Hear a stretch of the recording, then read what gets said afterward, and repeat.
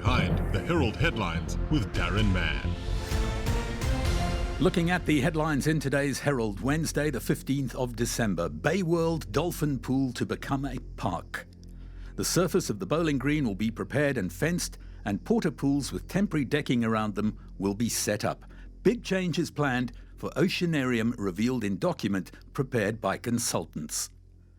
Also, off the front page of today's Herald, Metro aims to throw Bay's indigents a lifeline.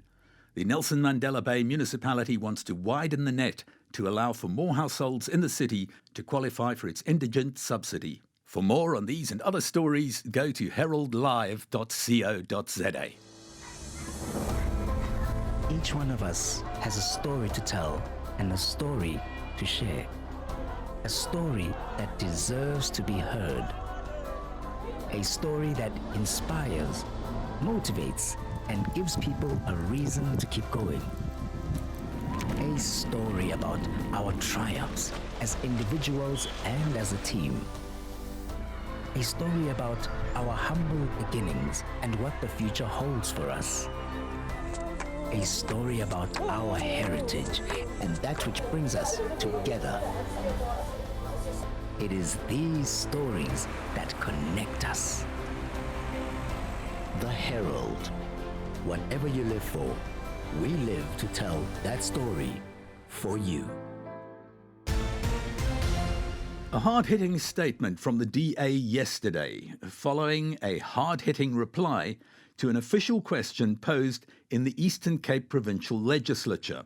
According to Community Safety MEC Weziwe Tikana, bad behaviour by South African Police Service members cost the department more than 48 million rand last year, the last financial year.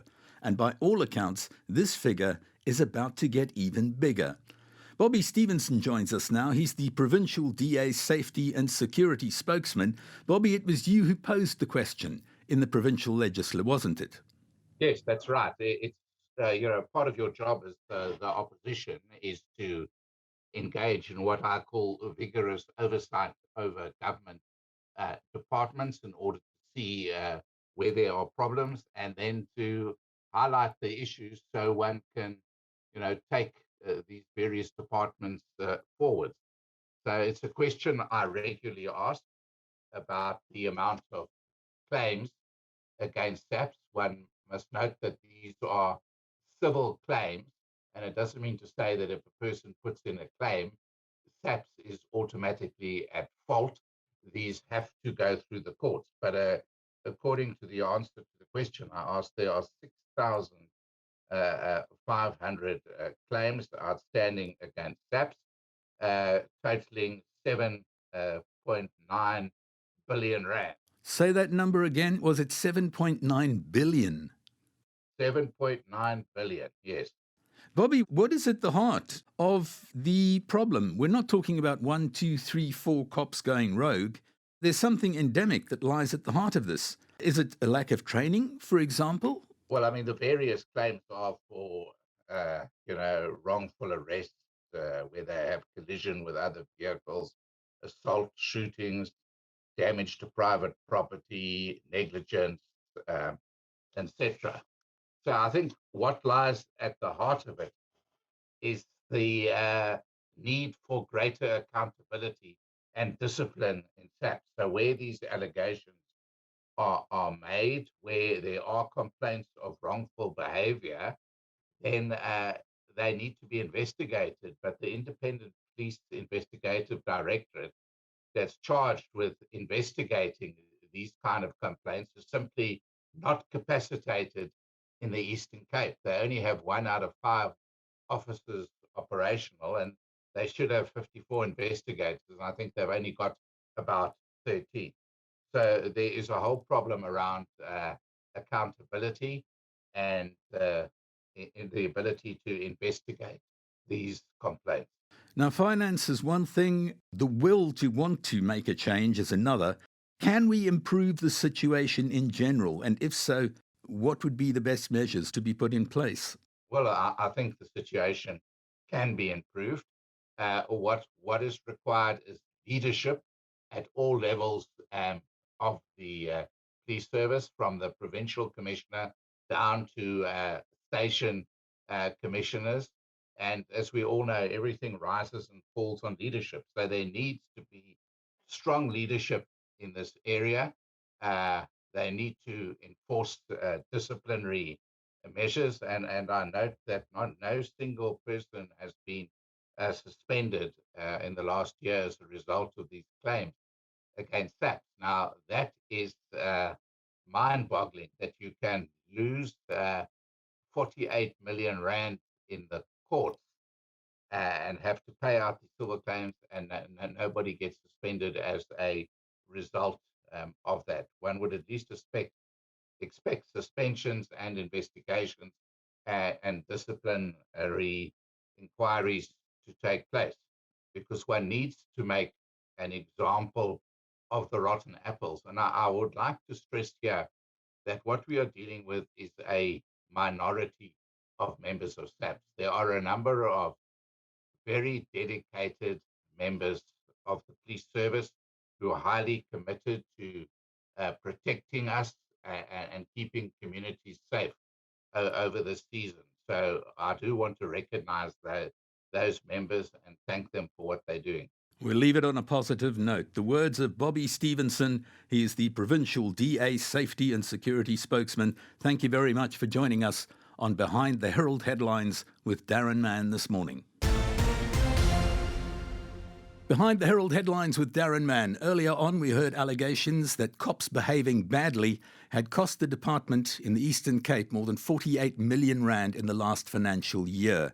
And this allegedly just the tip of the iceberg, a staggering amount of 7.9 million rands worth of cases still outstanding. To get the South African police perspective, we've got the spokesperson for the Minister of Safety. And Unathi Binqose, we really appreciate you joining us on the show at short notice today. How are you, sir? I'm very well, sir. Thank you very much. And yourself? Not doing too badly, but we've got a few tough questions to ask. Not just you and I, but I think as South Africans in general. Your general reaction if you hear that a figure of more than 48 million rand was paid out in the past year to victims of police misconduct or brutality, and that was the reply the MEC gave to an official question posed by a member of the Eastern Cape Provincial Parliament. What is your general reaction when you hear a number like that? It is quite disturbing. We've got to be honest about that. It's certainly not ideal. It's something that we wish it will never happen again. And we are hoping that this figure is something that we are not going to see again in future. However, speaking to the South African Police Service, they said that that amount is nearly monies that have been claimed against SAPS in the province. It's not necessarily monies that have been paid out. Those are still subject to judicial reviews and some scrutiny. And in the end, it may end up being far less than what is being claimed that will eventually be paid out. That is the information we are getting from them. But nonetheless, the fact that an amount of this nature has been claimed against the police is something that is really disturbing. And we are calling upon them, to be extra cautious in executing their duties and avoid any unnecessary conduct that may lead to litigation that is set to cost the police service. A police service that in the province is struggling as things are. There are complaints about quite a number of things that we've had. And of course, the portfolio committee within the legislature has raised some of those issues. And those range from, the issues of scarcity of vehicles here and there. And of course, there are issues of security that have been raised by the police themselves, especially given what happened in Engcobo a couple of years back. So the issue of security for police officers has been something of concern. And we believe that these monies that are being claimed against the police services are monies that can assist in improving the services of our police services within the province. If I could ask for your opinion, what would lie at the heart of incidents of police misconduct and brutality? From the sounds of things, we're not talking about one or two or three rogue policemen behaving in a particular fashion. It seems more endemic than that. Is it lack of training, for example? Can we improve the situation? How should we go about making things better? From our side, as the Department of Safety in the Eastern Cape, we wish not to discard anything. We are taking a thorough look at what may have led to these litigations against the police service. And of course, the issue of training is something that we've highlighted as a possible cause for this. But we are confident that the South African Police Service, the quality of the training that they are giving their officers is of high standard. It is of international standard. And the majority of the police officers within the province are doing a fairly good job. They are executing what they have been taught in their training colleges. However, we do have a few that are completely disregarding what they were taught, or maybe they didn't quite grasp it. And there may be a need for them to be subjected to further training. So the issue of training is certainly something we cannot discard. It is something of concern. But we are not questioning the quality of training that they are getting, but maybe it's because of complete disregard for that training, or maybe they didn't quite grasp it. And of course, in such cases, further trainings will be required to happen. But of course, we'd like to call on communities as well to work with the police to try and be a bit more understanding, because we are seeing incidents where the police are provocated at times. I mean, some of those things have been doing the rounds on social media. So we are calling on the people to respect the police. And of course, the police have got to work even harder to try and earn that respect. It won't just be given to them, but we are calling on communities to work with the police, particularly community leaders, to ensure that they sensitize the communities about the role that is being played by the police. And that is where, as the Department of Community Safety, particularly in the province, come in. We are that link between communities and the police. We are doing everything in our power to educate them, to try and sensitize them, not to do things that may be overboard, and things that may lead to a conduct that is unbecoming from both sides. And unfortunately, it's often the police that are held accountable for their actions. So we are working in ensuring that going forward, we are not subjected to things like the one that we are seeing, things that have been raised in the legislature. So what you're saying is it's a two-way street. The community needs to play its part as well if we're going to have a situation where people have renewed confidence in the police to protect them and their property. It certainly is, and it ought to be said that in some instances, even our police service has not covered itself in glory. We are looking at those things. But like I said, the majority of the police officers are very diligent in doing their job, and they are doing it very well, and we wish to salute them for that. However, we are dealing with those that are still falling short of what is expected of them. And of course, like you said, it is a two-way street, and the communities also have a responsibility to show a bit more respect to the police, to show a bit more respect to the law, because the police are just law enforcement officers.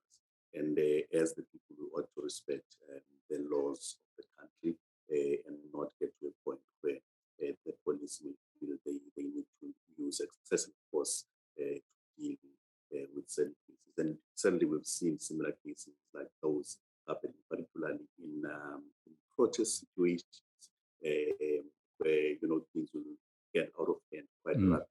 We're going to leave it there. Thank you very much for joining us and shedding a new perspective on this story. The spokesperson for the Community Safety MEC for the Eastern Cape, Weziwe Tikana, that was the voice of Unathi Binqose. Thanks for joining us, Unathi. Have a great day. Thank you very much. That was today's edition of Behind the Herald Headlines with Daron Mann.